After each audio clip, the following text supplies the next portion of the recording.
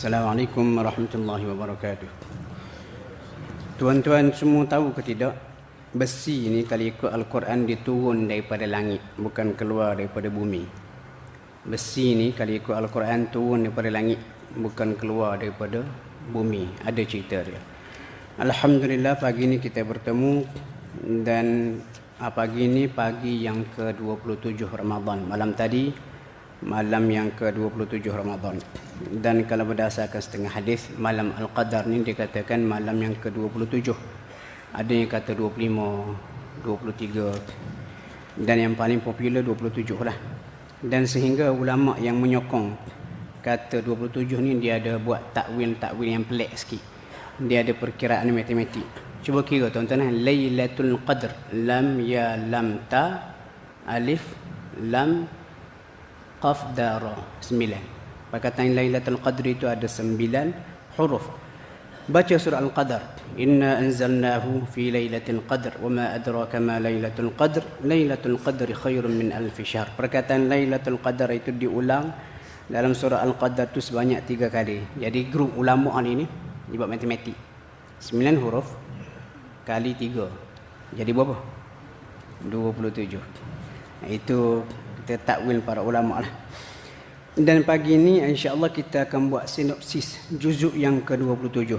Nak berabi juzuk yang ke-27 dalam masa 15 minit ni tuan-tuan mustahil, tapi kita ambil juz dia beberapa ayat sahaja, yang mana mudah-mudahan dapat memberi manfaat kepada kita lah. Juzuk 27 ni dia ada beberapa surah. Itu surah Az-Zariyat. Az-Zariyat angin yang bertiup. Dan dalam surah Az-Zariyat ni yang paling popular biasa kedengar itu ayat yang ke-56. Allah kata asal tujuan penciptaan manusia. Biasa kita dengar ni. Wa ma khalaqtul jinna wal insa illa liya'budun. Tidak aku jadikan jin dan juga manusia kecuali untuk mereka sembah aku. Cuma ayat ni dia tak dia berhenti sini, dia kena sambung sikit lagi. Allah kata ma uridu minhum mir rizqin. Aku tak minta daripada mereka dengan penyembahan itu, semayang tu, mir rizqin, rezeki, wa ma uridu an yut'imun, bukan juga aku nak minta mereka ni beri aku makan, tetapi innallaha huwar razzaqu dzul quwwatil matin. Maksudnya kita ni kena semayang sembah Allah. Cuma nak kena ingat juga bila kita semayang, bukan Allah kenyang, Allah tak perlukan kita, kita hak perlukan Allah. Kenapa Allah hak bagi rezeki? Tuan-tuan, antara tafsiran yang dibuat oleh para ulama pada ayat 56 sampai 58, antara benda yang Allah Ta'ala pantang, dia marah sungguh, apa dia? Orang yang sibuk cari rezeki sehingga tak semayang, seolah-olah majikan dia itulah Tuhan pemberi rezeki. Okey, surah kedua surah At-Tur. At-Tur ni dinamakan At-Tur sebab Allah Ta'ala bersumpah. Dia awalnya dengan Gunung Tur, Gunung Tur Sinai. In fact sebenarnya surah At-Tur ni Allah Ta'ala bersumpah dengan 3 benda ataupun beberapa benda. Gunung Tur Sinai, Kaabah di Mekah, dan juga lautan yang di dalamnya ada api. Ada cerita-cerita dia tu. Cuma surah At-Tur ni Allah Ta'ala cerita seperti biasalah, balasan bagi orang yang menentang dia dan juga ganjaran bagi orang yang beriman kepadanya. Surah At-Tur ni ayat 21 tuan-tuan, ayat ni sangat bagus. Allah Ta'ala cerita bagaimana orang beriman ni besok akan dikumpulkan sekali dengan zuriat mereka, family, keturunan, anak beranak semua sekali dalam syurga, dengan syarat mereka semua tu mesti bersatu pada iman. Jadi kalau kita duduk sekali dengan family kita dalam syurga, kita kena didik jadi orang beriman dan didik mereka supaya jadi orang beriman. Dan dalam surah At-Tur ini juga kalau kita perhati ayat 25 sampailah ayat 28 ni reunion ahli syurga. Ahli syurga besok duduk dalam syurga bercerita kenapa mereka dapat nikmat syurga yang begitu punya hebat. Mereka akan cerita, oh dulu kita semasa di dunia kita buat ni. Maksudnya kita berharap supaya kita juga besok boleh reunion sekali dalam syurga. Seterusnya surah An-Najm. Surah An-Najm ni tuan-tuan, antara benda yang sangat sinonim pada surah An-Najm adalah peristiwa Nabi naik ke langit. Kita biasa bincang Isra, Mi'raj. Isra tu dalil dari mana? Dalam surah Al-Isra. Subhanalladzi asra tu. Isra ni berjalan malam daripada Mekah ke Palestin. Manakala Mi'raj tu dia tak ada pada surah Al-Isra. Mi'raj ambil pada surah An-Najm. Cerita dia ayat bermula daripada awal surah lah sampailah kepada ayat yang ke-18, apa yang disaksikan oleh Nabi di langit. Dan surah An-Najm ini juga antara benda penting. Ayat yang ke-32. Ada satu benda yang Allah Ta'ala tegur. Allah kata fala tuzakku anfusakum wa huwa a'lamu biman ittaqa. Jangan kamu bersihkan diri kamu sendiri. Dia paling tahu mengenai siapa bertakwa. Kadang-kadang setengah kita ni perasan baik. Kita perasan baik, kita perasan soleh.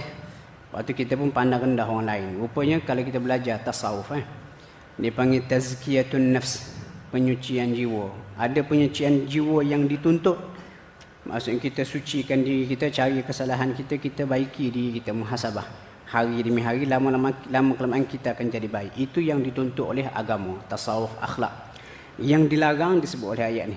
Yang dilarang maksud tazkiyatun nafs, menyucikan diri sendiri, perasan diri itu baik. Oh, saya ni baik dah. Orang lain tak berapa nak baik. Saya baik sebab apa? Bulan Ramadan ni saya full tarawih. Saya khatam Quran. Kawan saya tak khatam Quran. Saya lebih baik daripada dia. Hak ni dilarang oleh agama. Allah kata mu jangan kata mu ni baik. Kenapa? Allah yang lebih mengetahui tentang siapa yang paling bertakwa. Dalam surah ini juga tuan-tuan, ayat yang ke 238-39 ni Allah Ta'ala cerita satu prinsip dalam agama. Apa dia prinsip itu? Orang lain tak akan tanggung dosa orang lain, dan orang tu dapat apa dia buat sahaja. Jadi orang nak kata suami tanggung dosa isteri, dosa anak-anak, sebenarnya tak betul lah. Dalil Al-Quran tu jelas menunjukkan. Kemudian ayat yang ke-43 ini antara yang sangat sinonim. Boleh ke tidak kita buat lawak, ketawa, buat lawak dan sebagainya. Secara prinsipnya tuan-tuan, kita nak ketawa ni sebab apa? Sebab Allah yang jadikan kita ketawa. Ayat yang ke-43 ni. Allah kata wa annahu huwa adhaka wa abka. Sesungguhnya dia Allah yang menjadikan kamu ketawa dan juga menangis. Ketawa menangis ni dua-dua sekali ni adalah bukti kuasa Allah. Cuma ketawa dan juga menangis ni kadang-kadang dia jadi produk yang boleh memesongkan manusia.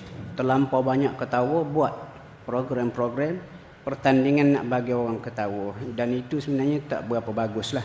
Sebab ketawa banyak sangat ni akan menyebabkan hati mati. Ketawa ni bagi saya seperti ajinomoto sahaja. Jangan lebih. Lebih memanglah sedap, tapi boleh memudaratkan badan. Sama juga, ketawa lebih sangat memudaratkan rohani. Waktu sangat tak kena lah. Ceramah dipilih kerana penceramah tu pandai buat lawak. Dia bukan begitu. Seterusnya surah Al-Qamar. Kenapa dinamakan Al-Qamar? An-Najm tadi bintang. Al-Qamar ni bulan. Sebab apa? Dalam surah ni di awalnya Allah Ta'ala cerita bagaimana Nabi pernah membelah bulan. Dan surah Al-Qamar ni ada cerita para Nabi lah. Para cerita Nabi Nuh, Hud, Saleh, Lut dan sebagainya. Cuma dalam surah ini ada keajaiban tersendiri, iaitu pada ayat yang ke-44-45. Ayat ni Allah kata am yaquluna nahnu jami'un muntasir. Adakah mereka berkata kami adalah satu kumpulan yang akan mendapat kemenangan? Sayuhzamun jam'u wa yuwalluna ad-dubur. Mereka akan dikalahkan dan lari ke belakang. Surah ayat ni tuan-tuan, surah Al-Qamar ni turun di Mekah. Aisyah kata aku ingat lagi aku dengar surah Al-Qamar dibacakan di Mekah ketika aku kanak-kanak duduk bermain lagi. Ni biasa dengar dah surah Al-Qamar. Tapi surah Al-Qamar ni ayat 44-45 ni Nabi baca bila? Nabi ulang baca sebelum perang Badar. Sebelum perang Badar tu Nabi berdoa sungguh-sungguh. Lepas Nabi keluar daripada tempat dia berdoa, Nabi baca dua ayat ni. Adakah mereka musyrikin Quraisy duk kata mereka akan dapat kemenangan sebab mereka akan kalah dan lari ke belakang. Jadi maksudnya ayat ni walaupun turun lebih awal di Mekah, rupanya cerita dia tu berlaku di Madinah. Ini antara contoh mukjizat Al-Quran. Kemudian surah Ar-Rahman. Ar-Rahman ni tuan-tuan, Allah yang Maha Pemurah. Dan kemuncak Allah ni Ar-Rahman, buka ayat ni, ayat 1 dan juga 2. Allah kata Ar-Rahman 'allamal Quran. Jadi di sini dimulakan dengan Al-Quran. Jadi Al-Quran ni tuan-tuan adalah bukti Allah ni adalah Tuhan yang Maha Pemurah. Dan dengan adanya Al-Quran, semua benda ada. Sebab tu kita ni umat Islam, peganglah Al-Quran tu betul-betul. Dan surah Al-Qamar Allah Ta'ala cerita, surah Ar-Rahman cerita kelebihan-kelebihan makhluk yang dicipta untuk kita kenang. Dan surah Ar-Rahman ni dia ulang sebanyak 31 kali. Fabi ayyi ala'i rabbikuma tukadziban. Maka dengan nikmat Tuhanmu yang mana satukah wahai manusia dan juga jin kamu nak dustai. Dan surah Ar-Rahman ni Allah Ta'ala cerita juga mengenai ahli neraka, dan juga ahli syurga. Syurga tu pula ada dua level, dua jenis. Syurga kelas tinggi, syurga kelas rendah. Dan para ulama tafsir dia buat sifir. Dia kata apa tuan-tuan? 31 kali fabi ayyi ala'i rabbikuma itu dipecah kepada beberapa bahagian. 8, 7, 8, 8. 8 pertama pada bahagian awal bila Allah Ta'ala sebut nikmat-nikmat dia. Jadi Allah Ta'ala sebut nikmat 8 kali Allah Ta'ala tegur. Dengan nikmat Tuhanmu yang mana satu mu nak beriman. Kemudian 7 yang kedua, 7 yang berikutnya Allah Ta'ala ulang pada cerita ahli neraka. Sebab apa neraka ni ada 7 pintu, ada ayatnya. Kemudian 8 berikutnya Allah Ta'ala cerita selepas dia sebut nikmat syurga kelas atas. Dan 8 berikutnya bila Allah Ta'ala cerita mengenai syurga kelas bawah. Kenapa 8 pada syurga? Sebab ada hadis Nabi. Syurga ini ada 8 pintu. Jadi ulama kata apa? 8 pertama siapa beriman, Allah Ta'ala akan hindarkan dia daripada 7 yang kedua, iaitu neraka. Dan dia akan dimasukkan ke dalam sama ada syurga yang pertama, syurga yang kelas tinggi pada 8 fabi ayyi ala'i rabbikuma berikutnya ataupun 8 yang berikutnya. Ini antara contoh keajaiban surah Ar-Rahman. Kemudian surah Al-Waqi'ah. Al-Waqi'ah ni tuan-tuan cerita pasal kiamat. Bila sebut waqi'ah ni orang kita sinonim. Siapa baca surah Al-Waqi'ah murah rezeki. Sebenarnya kurang tepat.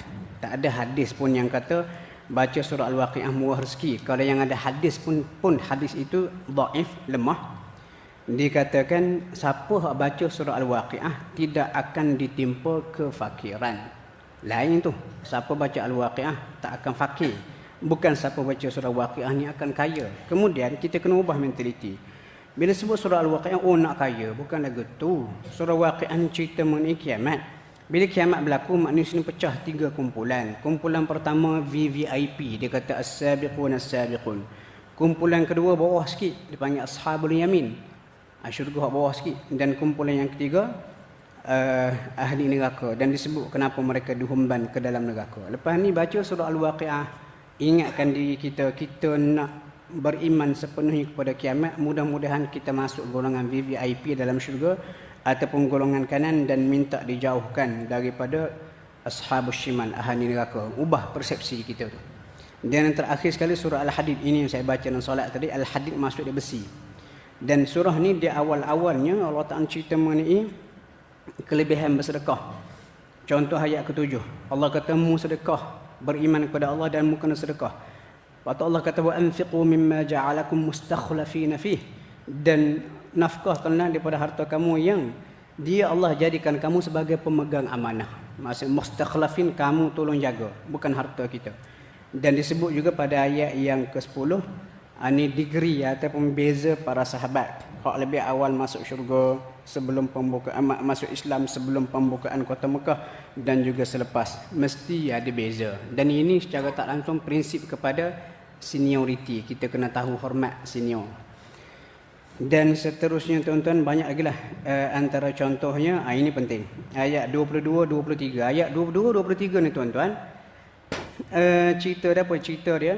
Apa yang berlaku di bumi tidak ada kebetulan. Jadi ayat orang kita kata, oh kebetulan jumpa awak sini. Sebenarnya tak betul. Semua tu dah ada rekod Tuhan. Kalau kita kata, oh kebetulan jumpa awak di sini, seolah-olah kita nak kata ayatnya lah. Bukan kita nak kata seolah-olah benda yang berlaku itu di luar pengetahuan Allah. Sedangkan pada ayat yang ke-22 ni Allah kata apa? Ma asaba min musibatin fil ardi wala fi anfusikum illa fi kitabin min qabli an nabraha. Tak berlaku satu musibah di bumi ataupun pada diri kamu, melainkan benda tu dah ada rekod yang ditetapkan Allah semenjak azali. Maksudnya kalau jumpa dengan kawan kita, kita kata, ini dah tentu, ketentuan Allah kita jumpa di sini. Bukan kata kebetulan jumpa sini. Itu bahasa yang lebih tepat lah. Dan seterusnya ayat 25 ni cerita pasal besi tuan-tuan. Ayat ni Allah Ta'ala kata dia hantar Rasul dengan keterangan dan diturunkan kepada Rasul 2 benda. Kitab. Dalam kitab itu ada neraca timbangan ilmu dan juga besi. Jadi soalan dia, kenapa ayat yang ke-25 Allah kata kami turunkan besi? Yang pertama nak kena ingat, dalam Islam dia bukan kitab saja, dia ada sekali besi. Sebab Nabi semasa di Mekah 13 tahun Nabi berhujah. Nabi membawa kitab. Bila hijrah ke Madinah, bila musuh melampaui batas, kena ada besi untuk mempertahankan diri. Antara kekurangan agama Kristian sebab dia cuma ada kitab, dia tidak ada besi. Jadi kalau orang tindas dan sebagainya kena redha, kena sabar. Lama kelamaan jadi dayus. Jadi dalam Islam dia kena ada hujah terlebih dahulu. Kalau degil, kita guna teknik perang. Besi-besi di sini merujuk kepada kiasan, kepada peperangan lah. Tetapi peperangan itu pun ada adab-adab dia. Satu. Kemudian, kenapa Allah pakai anzalna, kami turunkan besi, sedangkan kita tahu besi ni keluar daripada bumi. Patutnya wa akhrajnal hadida, kami keluarkan besi daripada bumi. Ulama bahasa dia kata apa? Supaya betul ridem dia, ridem ayat. Sebab Allah kata kami turunkan kitab, kami keluarkan besi, nampak macam tak berapa nak cantik.